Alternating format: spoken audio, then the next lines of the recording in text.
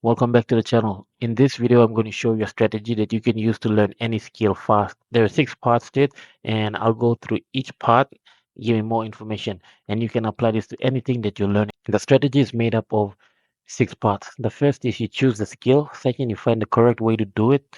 Three is you have to do it in a valid environment. Four, you need to get in your reps, do the repetitions. Five, you need rapid feedback. And six, you need deliberate practice. Now let's dive deeper into each one of those parts. A tip here, as we're going through the 6 parts of the strategy, I'll be using my example, and that will be learning to speak Spanish, how I learned to speak Spanish, or how I am learning to speak Spanish. But for your case, I'd like you to just take a moment and think about the skill that you're trying to learn or to improve and how it applies, or how each of these parts of the strategies, how they apply to the skill that you're learning.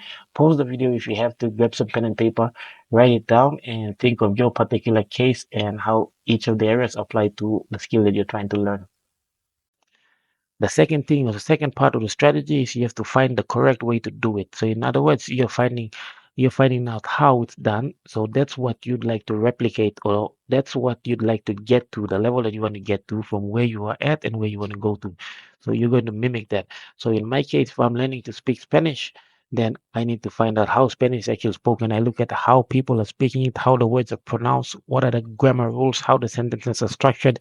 I build my vocabulary. So how it's actually done. And then there's a correct way of doing it. And that's what I would like to be doing. So that's what I aim for. For example, in English, the structure is different from in Spanish. So if English, the what is it? The adjective comes before the noun. And in Spanish, it's reversed. So if I want to say the new book, that's in English. In Spanish, it will be the book is new. The book and new will come after. So we'll say the new book. And in Spanish, you'll say el libro nuevo. So the book, and then nuevo is new. It comes after that. So you find the correct way of doing it. If it's a musical instrument you're trying to play, if it's a dance move, you see how it's actually done, and then you hear if it's music, how it's played, what it's supposed to sound like, and then that's what you aim for. The things, your actions that go together to recreate what it is you're aiming for, and that's the correct way to do it. If it's a procedure, say if you're being taught something at work, if you're being taught something at school, these are the processes, the steps that you have to go through. Then you have to know the correct way to do things first, and then you can move on to the next part. The next thing you need is you need to have a valid environment. That's the next part of the strategy.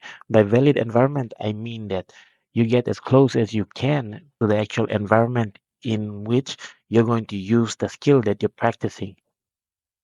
So if you can get in the actual environment that you're going to use it for example, if I'm learning to speak Spanish, then I get somewhere where I actually need to speak Spanish with someone who can speak Spanish. So I'm actually having a conversation with them. If you can't, then you recreate it. You get as close to it as you can, as close as possible.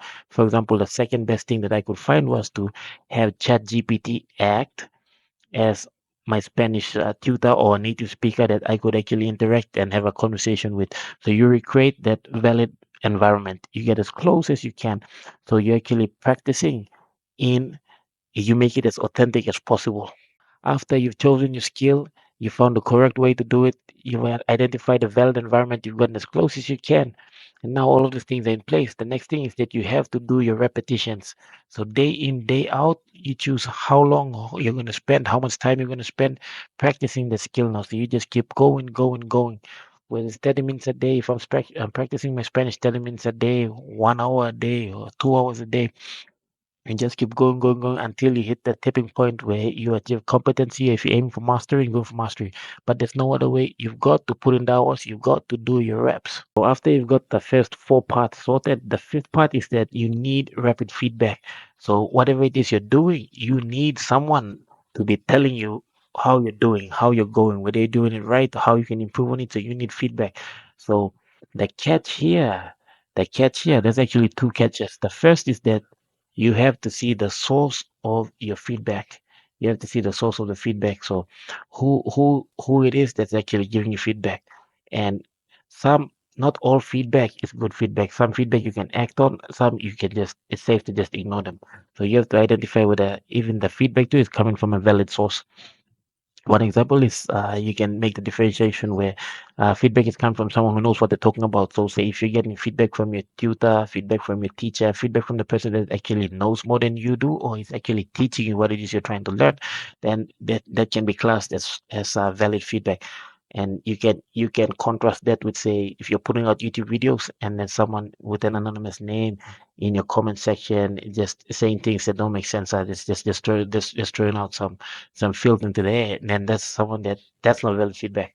So it's identifying, differentiating between feedback that's valid and that's not valid. And the other catch is that you have to be smart enough to identify or look for ways to get feedback. So you see where the feedback is coming from, and I think there's a third area, and the third part is that if you can purposely seek out that feedback, so it's like you're that loop, but there's just part of the feedback, but you're getting so much more out of it. Let me expand on that. So you've identified sources where feedback is valid and it's not valid, and the next thing now is that you have to identify where the feedback is coming from. So if I'm putting out YouTube videos, feedback can come from my comment section. Feedback can come from someone that I know who has a YouTube channel, who's doing better than I am, who has more subscribers, who has more engagement, or even someone who's monetized his channel. Feedback can come from the analytics inside of YouTube Studio saying, "Oh, this video is doing well, so maybe I should create more such videos." Okay, so that's an example of identifying where feedback comes from. So if you're smart, you'll be able to look around and see that these are the sources of feedback, and then whether it's valid or not. Okay, the next thing is that you can actually do things to increase the feedback that you're getting. So it depends on your particular case, what it is you're doing. But we'll use the example of YouTube again. We can use the example where you can actually ask people for feedback. You can ask them to comment. If it's some people that you know, you can ask them, "Hey, please go have a look at my video. What do you think about it? What should I improve?" So you can actually you can ask for feedback. You can put yourself in positions where you might get more feedback. For example, you might leave links where someone will go and watch your video, or if you're at work, you might mention to your boss that this is what you've done if they can have a look at it. So in other words, these are circumstances where you don't you won't or you may not need to be looking for feedback, but it's you getting more feedback, so that more data you have on how it is you're doing is data that you can act on to improve your output. Now, it's one area where I understand. I've tried to learn a lot of things. I've experimented with a lot of things in in my time. So I also realized that it's one part of us as humans in our growth and our development that we tend to avoid feedback, especially feedback that may be negative. And if we're learning something, then we're going out of our comfort zone. We're in new areas. So most of that feedback is likely to be negative, of someone telling us that we did something wrong or we didn't do something correctly, or even straight up telling us that we suck at something. So it's something that you have to do it. It goes against your nature to go out and seek feedback that's likely to be negative and will make you feel bad about it. So if you can get those areas ticked off, it's going to help, and you're going to get a lot of feedback quickly from valid sources, and it's going to help you improve on whatever skill you're learning to get back out there and to continue refining the process. Okay, let's talk about the last bit. The last part is deliberate practice. So this comes after step 5, obviously, where after you've gotten your feedback from your valid sources, you put yourself in a position where you're likely to get more feedback. And now the deliberate practice is where you put conscious thought and directed effort towards improving those areas that you need to improve. And that's the end of the video. Thank you for watching. I'll see you in the next one, and Godspeed on your journey.